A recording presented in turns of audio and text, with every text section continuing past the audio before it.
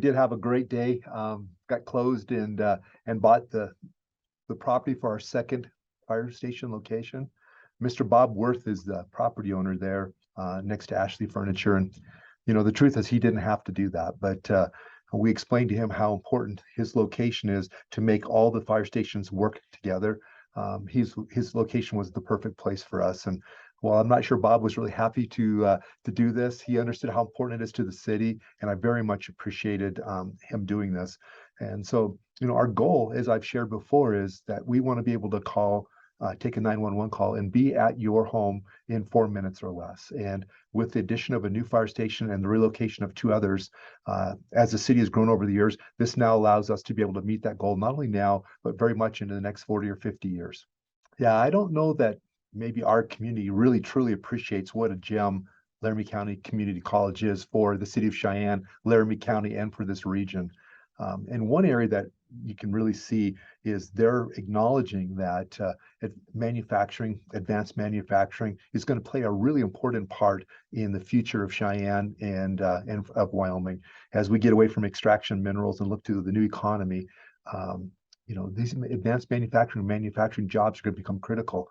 And so they're developing right now a lab where they'll be able to teach all of the different kinds of pieces of equipment that a person in that industry would want to know, and to teach people how to survive and to thrive in the manufacturing world. So when these companies come to Cheyenne, they have a workforce that not only can be ready to go, but as they expand, the college can help them by continuing to provide them with the workforce. We have about 1,100 jobs in manufacturing in Laramie County right now. They pay on the average $73,000 a year. And so when you add that up, I mean, that's a huge impact to us, but those are also great jobs. And so it's an exciting thing. And LCCC is doing a fantastic job in many ways. And this is just one of them. Yeah. There's a lot of people who, maybe don't see themselves as being an accountant or a lawyer or whatever, but, they have a lot of skills and a lot of interest. And, LCCC is going to be able to provide them with the ability to find a great career level job. When you talk to leads right now, we have like 30 some companies that we're currently working with, looking at Wyoming, looking at Cheyenne for a place to locate a job. The vast majority of those 20 some are in advanced manufacturing. And so I do believe that, technology manufacturing is our future here if we're going to create the quality of jobs that'll keep our kids and grandkids here in Cheyenne. And I think LCCC has made an important step in making that happen.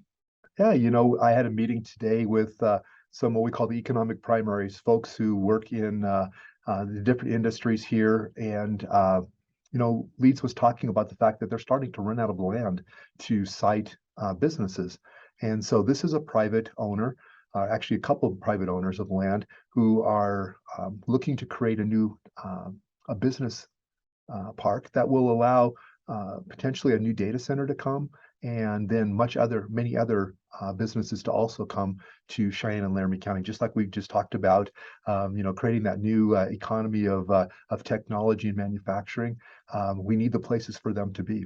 And so we have a 1,280 acre annexation that kind of comes south of College Drive and west of South Greeley Highway that will be coming into the city at the request of the owners of that property so they can develop a business park. So for us, that's really exciting. It's an investment in our county that will make a huge difference, I think, in primary jobs and in the economy of Cheyenne. Yeah, well, I think, you bring up a really good question, and that is, first of all, let's talk about how they happen. In Wyoming, typically most annexations happen when the landowner asks to become part of the city.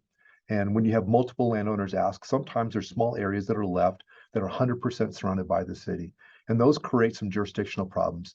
911 is called who goes, how long does it take to get there? And so the city council has just decided that it's time to bring those properties into the city. And the state law says that if a property is 75% surrounded by the city, that pretty much is part of the city, right? And the city's allowed to annex those areas, and there's really no appeal. If the city council wants them to come into the city, they're going to come into the city. And our city council has made that decision. But one of the things we're trying to do is to make sure if we do that, that the cost to do that is not It's not hard on those folks. So we've changed a bunch of our rules over the last 6 months to say, if we ask you to come part of the city, you don't have to pave the road in front of your street. You don't have to put a curb gutter and sidewalk in. You don't even have to hook up to city water and sewer. If your city septic or your septic system and your wells are functioning properly, we're okay with that. But the difference is when those facilities start to break, if your septic system fails or your well fails, the EPA may not let you fix those because you're as close as you'll ever be. And so you won't be able to get a permit to expand or to change that. And so we want to make sure that we're there in that case. And so we'll allow persons to hook onto the city water or the city sewer system, and we won't consider that to be a development action. So if you weren't in the city, then you'd have to come in and be annexed. So you'd have to do a map. You'd have to spend probably $10,000 to $12,000 just to get the annexation done. And then you'd have to upgrade your property, do all those other things just to hook on a city water and sewer. And so what we're trying to say is, look, I know it's not going to be comfortable, but we're going to make it as easy as we can. And we're going to try to make it advantageous for you. If you do have an emergency, we'll make it as least expensive way to fix it as possible. And again, I recognize it's emotional, but it's something we're going to move forward with. Yeah, one of the protections that state statute gives folks when they're annexed, when what we call a 404, where the city initiates the annexation, is if you have any non-conforming uses, things that would not typically be allowed in the city, those are grandfathered. So if you have a mule on your property and you like to take that mule hunting, then you get to have that mule and you get to have that mule forever. Or if your mule dies, you can replace that mule. If you have chickens, if you have cows, have horses, and you're in the county, we annex your property, those non-conforming uses. If you have a business that we typically would not allow in the city, that business gets to stay. And if you sell your property, the next owner gets to have that.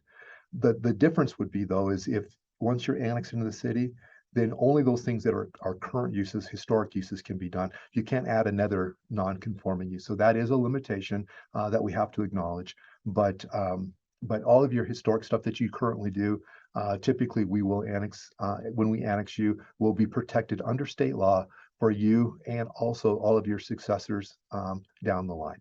Yeah, there is one cost that we can't avoid, and that is what they say about death and taxes. The city, when you're in the city, it costs you 5 more mills than it does when you live in the county. And so we actually have a cost calculator on the city's website. So I think if you go to the city planning and then go to the annexation tab, there'll be a full explanation of all of the things I just talked about, but it'll also have a calculator where you can plug in your house and your value, and it'll tell you exactly what the difference would be.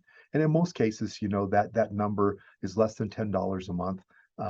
It's a very small change, but we have to acknowledge that it is more expensive from a property tax perspective to live in the city versus living in the county. I never dreamed that when I became mayor, we'd be talking about liquor as much as we have. For a guy who doesn't drink much, it sure has taken a lot of our time. However, we've got entrepreneurs who are looking to make investments, young people who want to open businesses. And one of the things that's been limiting us is the lack of available liquor licenses. And so rather than try to fight with the existing Wyoming State Liquor Dealers Association, we tried to find a compromise. Unfortunately, we weren't able to do that. But that compromise was to create a new kind of license, which is, we call it the entertainment license. If 60% of your revenues come from entertainment or food, we can provide you with a special license. So let's say you're a bowling alley, people come to bowl, but you'd like to be able to have a beer while you're having your league. If there's not a liquor license available, this license would actually work. Or if you're an axe throwing or dart throwing or a pool hall or something like that, and you'd like to be able to do that, as long as 60% of your revenues come from the entertainment part of it or food, then we'd be able to issue you a license. And the idea there being that you're not just sitting on a stool drinking beer, but you're doing something active and you're there for that purpose. Like Aces Range, which is one of the people who applied for our liquor license earlier this year. They're a golf simulator and a shooting simulator place. That would be a great place to have an indoor league, and it might be nice to have a cocktail or two while you're doing that. And so this law would allow for that as long as your primary business is entertainment and not being a bar. And so the Corporations Committee voted to sponsor a bill and move that forward to the full legislature. So I was very excited and gratified by the fact that the legislature listened to all the cities across the town or the state who talked about their need for more entertainment, more fun things for us to do, more things to help maybe build a workforce.